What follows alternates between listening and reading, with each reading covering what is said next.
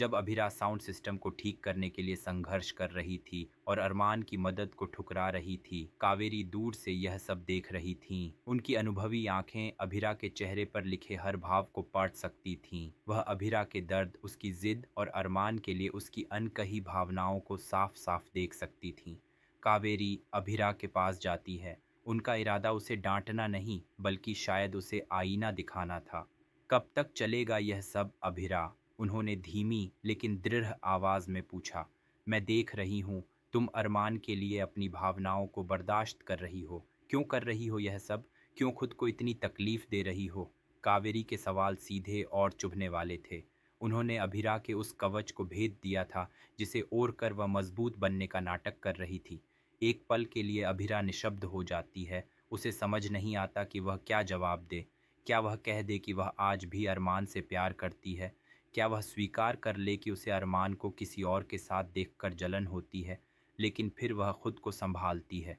वह कावेरी के सामने कमज़ोर नहीं पड्डीयचना चाहती थी। उसने अपनी भावनाओं को एक नए मकसद का नाम दे दिया। मैं यह सब मायरा की खातिर सह रही हूँ, अभिरा ने कहा। उसकी आवाज़ में एक दृढ़ता थी। मायरा एक अच्छी लड़की है। वह अरमान के लिए सही है। मैं नहीं चाहती कि मेरी वजह से उसकी ज़िंदगी ख़राब हो। मैं बस यह चाहती हूँ कि अरमान अपनी ज़िंदगी में आगे बढ़े और खुश रहे। अभिज्ञा का जवाब आधा सच था और आधा बहाना। हाँ, वह मायारा की परवाह करती थी, लेकिन यह भी सच था कि वह अपने टूटे हुए दिल का सामना करने से डर रही थी। वह अपनी तकलीफ को त्याग का नाम देकर खुद को सही ठहरा रही थी। वह खुद को यह विश्वास दिला रही थी कि वह जो कुछ भी कर रही है वह अरमान और मायारा की भलाई के लिए है, जबकि असल में वह अपने दर्द से भाग रही थी। कावेरी अभिरा के जवाब से पूरी तरह संतुष्ट नहीं थीं। वह जानती थीं कि अभिरा पूरी सच्चाई नहीं बता रही है, लेकिन उन्होंने आगे कुछ नहीं कहा। उन्होंने अभिरा को उसके हाल पर छोड़ दिया। यह टकराव दो पीढ़ियों की सोच का टकराव था।